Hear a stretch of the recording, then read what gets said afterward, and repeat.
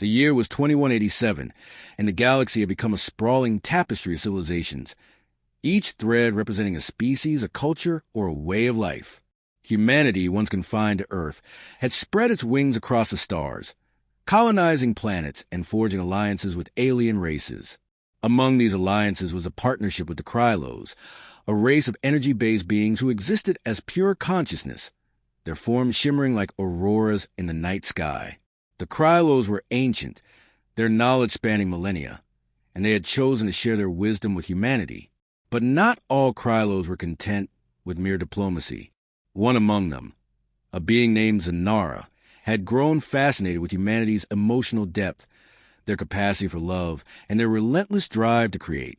Zynara had spent decades observing humans, studying their art, their music, and their relationships.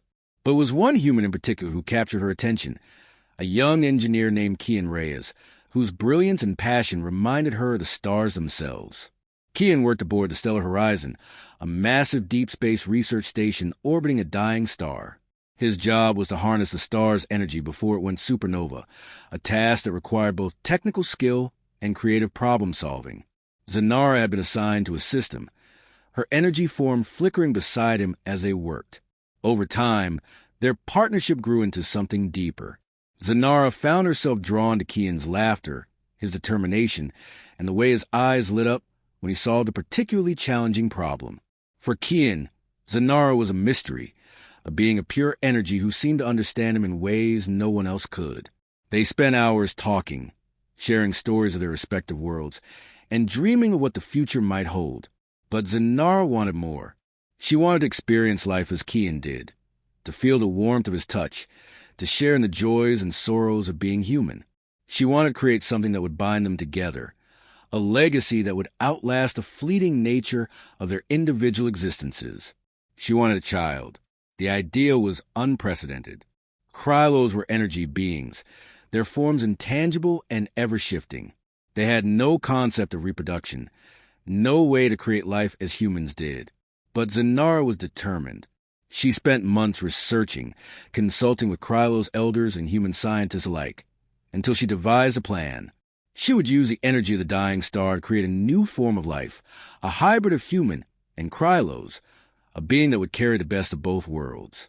When she presented the idea to Kian, he was stunned. The concept of creating a child together had never crossed his mind, but as he listened to Zynara explain her vision, he felt a surge of emotion. This was more than just a scientific experiment. It was a testament to their love, a bond that transcended the boundaries of their respective forms. After much discussion and deliberation, Kian agreed. Together, they embarked on the journey to create their child. The process was fraught with challenges.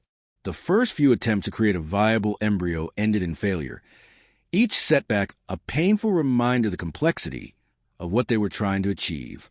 But Zynara was relentless. She analyzed every failure, tweaked her energy matrices, and refined the systems they had built. Finally, after months of trial and error, they succeeded. The embryo was a perfect fusion of human and Krylos, a delicate balance of biology and energy. Zynara placed it gently into the artificial womb they had constructed, her energy form flickering with a mixture of excitement and fear. For the next 9 months, she and Kian watched over their creation, monitoring its development with a mix of scientific rigor and parental devotion. The day their child was born was unlike any other. The artificial womb opened with a soft hiss, revealing a tiny, fragile being, a perfect blend of human and Krylos. The baby had Kian's dark hair and soft features, but its skin shimmered faintly with the same ethereal glow as Zynara's.